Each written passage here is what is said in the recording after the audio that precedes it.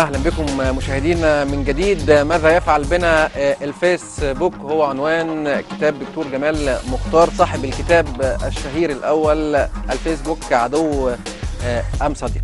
أهلا بك دكتور جمال. أهلا بك يا استاذ. كل رمضان وأنت طيب. يعني أنا سعيد إن أنت مهتم سوسيولوجيا واجتماعيا ورؤيويا في تأثير الفيسبوك والشبكات الاجتماعية على حياتنا، لأنه واضح أن هناك حروب معلوماتية قادمة، وهذه الحروب لا تعني فقط تخريب المواقع، ولا ده أصبح جيل قديم، ولكن أصبح هناك بث السم في الدسم عبر هذه الشبكات الاجتماعية. فكتابك القادم ماذا يفعل بنا الفيسبوك تقصد بيه إيه بعد كتابك الأول فيسبوك عدو أم صديق؟ احنا يا احمد بنقول ان كان في مرحله ما قبل الفيسبوك زي ما كانت مرحله ما قبل الموبايل. احنا ازاي كنا عايشين من غير موبايل؟ الموبايل عمل ايه في حياتنا؟ فنفس الحكايه حصلت في الانترنت، ونفس الحكايه حصلت في الفيسبوك. وان كان الفيسبوك واحنا بنقولها وبندرس المرحله دي بنقول ان في كميه كبيره جدا من اللمض الحمراء لازم تكون مولعه، لازم نكون واخدين بالنا ايه اللي بيحصل، لازم نشوف ماذا وصلنا من مرحله من مستوى من التفاهة ومن الانشغال الجامد بالفيسبوك ومن المشاكل اللي عمالة تزيد والانتحال الشخصية وغير ذلك من جرائم النصب وغلق البروفايلات. وهم كمان عملوا فينا ايه؟ هم تحولوا الى أداة ديكتاتورية بيتحكموا فينا زي ما هم عايزين. كل شوية يطلعوا قوانين ويطلعوا يعني رولز وقواعد تؤدي الى ان حتى في امريكا ابتدت الناس تشتكي ويبتدوا يعني يدعوا بعض الى غلق بروفايلاتهم على الفيسبوك احتجاجا على ما يفعله الفيسبوك. لو بنتكلم مؤخرا في حاجه طلعت اسمها تيتش بوك، كل الاساتذه اتحدوا مع بعض عشان يعملوا يعني كوميونتي بينهم وبين بعض، راحوا رافعين عليهم قضيه، قالوا انتوا مش من حقكم تستعملوا كلمه بوك. الفيسبوك ده رفع قضيه مش قضيه دي ازاي دي؟ لا لا هي لسه شغاله، بس وهي شغاله كل الامريكان قال لك احنا هنقاطع الفيسبوك لان هم ابتدوا يخشوا في مرحله الديكتاتوريه. طبعا دلوقتي انت لما تيجي مثلا تكون واحد بوبيلر يا احمد مشهور، تيجي تلك كميه من الاصحاب، تيجي تعمل اد فريند يقول لك هو انت تعرفه؟ طب اثبت لنا انك تعرفه.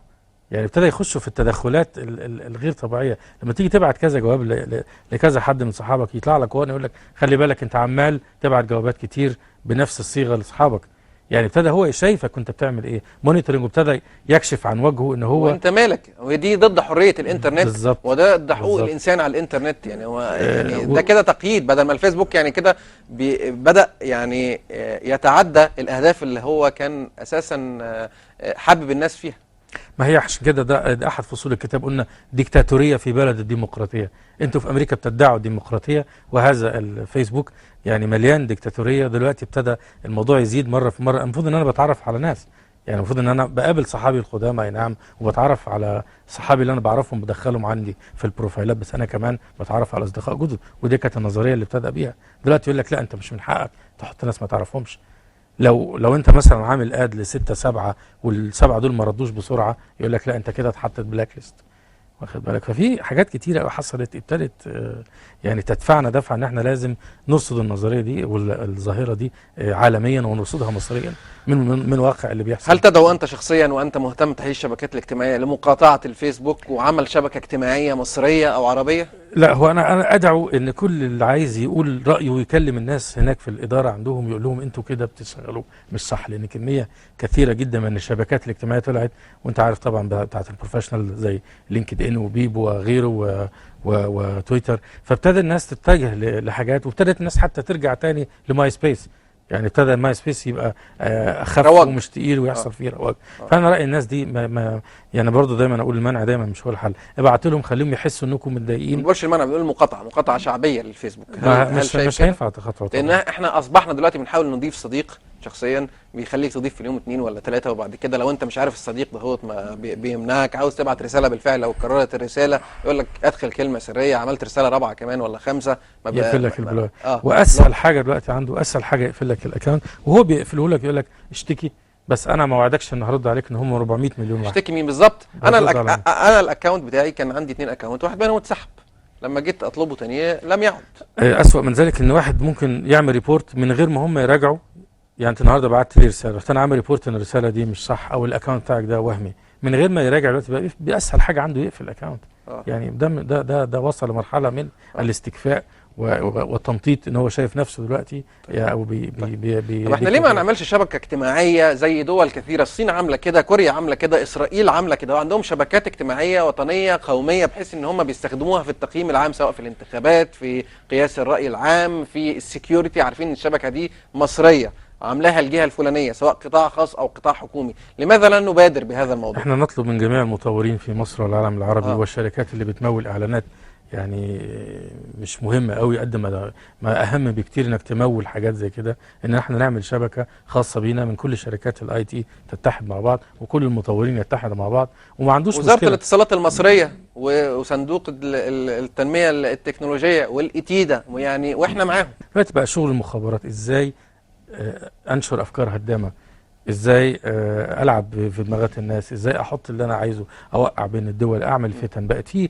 نشاط تاني استخباراتي خارج خالص عن كميه او نظريه جمع المعلومات. دلوقتي انا بمنتهى البساطه انا بهاك على شبكه موبايل، بهاك على شبكه امن قومي، بخش على اي حاجه دلوقتي، ما عادش عندي مشكله، وما عادتش المعرفه قوه يعني بالدرجه بتاعت ان انا اجيب المعرفه، خلاص معرفه متاحه للجميع. فبقى الشغل بتاعهم بيتغير تماما عن النظريه اللي احنا عارفينها بتاعت زمان، الجاسوس، العميل اللي بيبعت بالحبر السري، اللي بيبعت بجهاز لاسلكي صغير، اللي عنده كاميرات. يعني النظريه دي اتغيرت خلاص، بقى في نشاط استخباراتي مختلف تماما عما يحدث من قبل. ماذا يفعل بنا الفيسبوك؟ انت شايف ايه؟ يعني الفيسبوك يفعل بنا ايه بخلاف النقاط الاولى اللي احنا تحدثنا فيها؟ هو يفعل بنا الكثير، وبيتجسس علينا علني، ما عادش بيخبي، بقى بيبعت لنا فيروسات الاجهزه بتاعتنا عشان يتجسس على الهارد ديسكات والحاجات الخصوصيات بتاعتنا. بقت الابلكيشنز اللي بتخش على الفيسبوك غير مؤمنه تماما. بقى الفيسبوك النهارده مثلا يا احمد، انا انت شلتني من اللابتوب، انا اقدر اخش عليك من الموبايل في بعض الاحيان، او اقدر اخش على الانشطه بتاعتك. كميه كبيره جدا من الريستريكشنز، من التظبيطات الامنيه تلاشت مع البلاك بيري ومع الايفون، وبالذات مع الايفون 4 كمان. فبقيت بعرف اخش، وبقيت بعرف اعمل حاجات مش يعني غير مؤمن تماما. فبنرجع تاني نقول للناس يا جماعه، كنا زمان بنقول ان هو غير مؤمن، دلوقتي غير مؤمن تماما، بيخش منه كميه كبيره جدا من الفيروسات. خطابات النصب اللي بتنسب، بتقرا في صفحات الحوادث كل شويه الناس اللي اتضحك عليهم وقال لهم انت كسبت حاجه واديني رقم الاكونت بتاعك، او ادفع $300 عشان يديك $100,000. ابتدت المواضيع دي كترت جدا. تضييع الوقت الفظيع اللي هو بالنسبه لناس كثيره لذيذ على الجيمز، البوكر. ناس تدفع دلوقتي، بتدفع فلوس كتير عشان تلعب بالبوكر، عشان تاخد سكورز.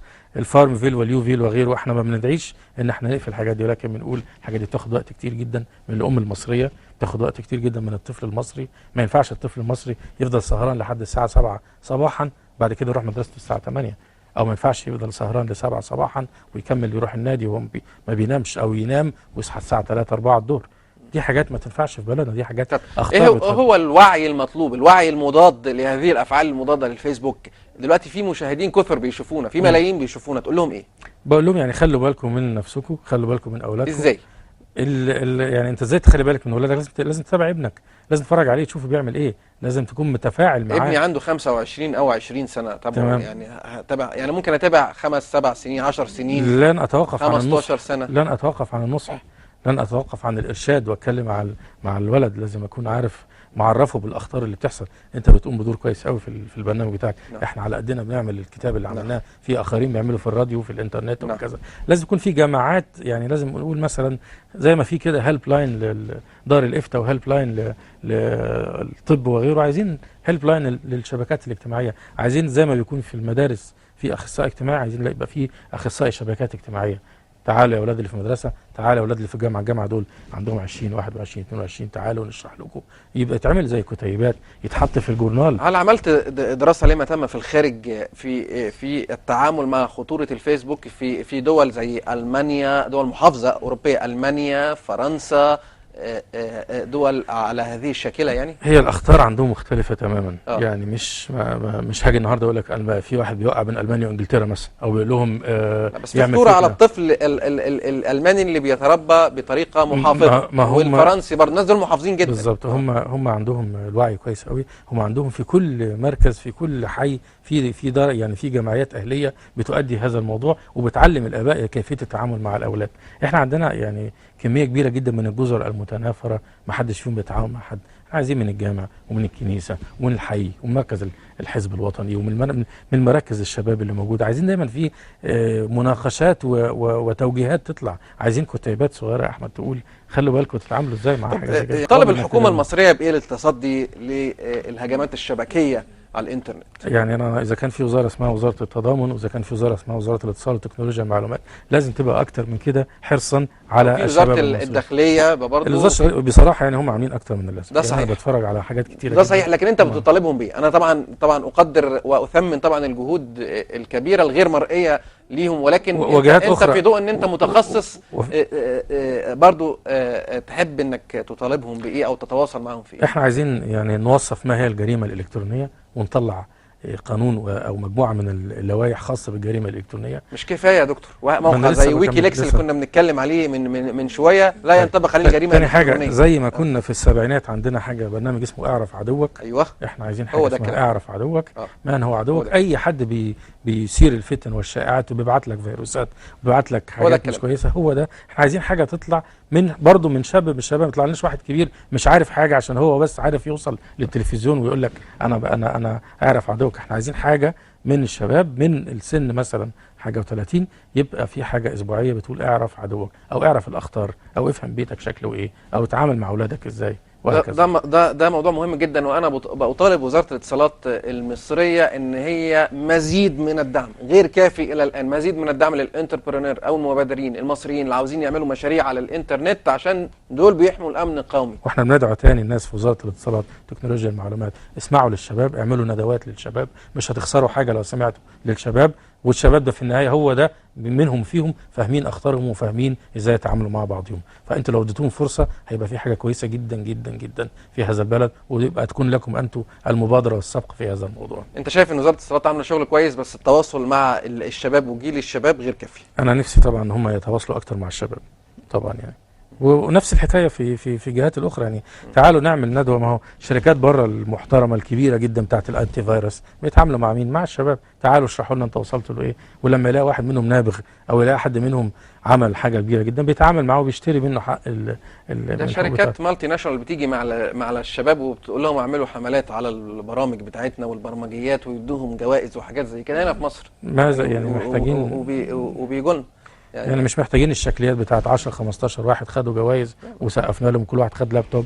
عايزين في مشكله امن قومي لازم كلنا نتضافر ليها، علماء الاجتماع، الدكاتره النفسيين، وزاره العدل، وزاره الداخليه، وزاره الاتصالات، تكنولوجيا المعلومات، وزاره التضامن. كل الناس دي لازم يتضافروا مع بعض، ما يبقاش جزر مختلفه وكل واحد بيعمل مجهود ويقول لك انا بعمل اللي عليا. لو تعاوننا مع بعض هنطلع حاجه كويسه جدا لخدمه هذه البلد. فيسبوك عدو ولا صديق؟ حاليا مش صديق ابدا. عديق يعني اللي هو من ان هو يعني بالوضع الحالي اللي وصلنا اليه لا ممكن ان نقول عليه ابدا. دكتور جمال مختار صاحب كتاب الشهير الفيسبوك عدو ام صديق يجيب اخيرا على السؤال اللي هو تركه مفتوحا. الفيسبوك حاليا غير صديق. غير صديق. ويعني المشاكل كبيره اكثر منها مشاكل فرديه وبتزداد. دكتور جمال مختار بشكرك، بتنورني دائما في اي تي شو، تحليلاتك هامه جدا. فكره تامين المصريين معلوماتيا مهمه جدا. انت بتقوم بجهد مميز جدا في تحليل الشبكات الاجتماعيه. اعتقد ان الكتاب ده لازم يكون موجود في الوزارات ايضا المصريه بالاضافه للبيوت. في ناس عرضنا عليهم في الوزارات ورفضوا ياخدوا الكتاب ده يعني. مش عارف عرضتوا عليهم مجانا ولا مجانا؟ كمان ما حدش رد علينا يعني مجانا يعني مجانا يعني. احنا اهدينا وزاره الاعلام 100 كتاب بس في وزارات بعتها لهم ما ردوش علينا خالص يعني. شكرا جزيلا دكتور جمال مختار خبير تحليل الشبكات الاجتماعيه.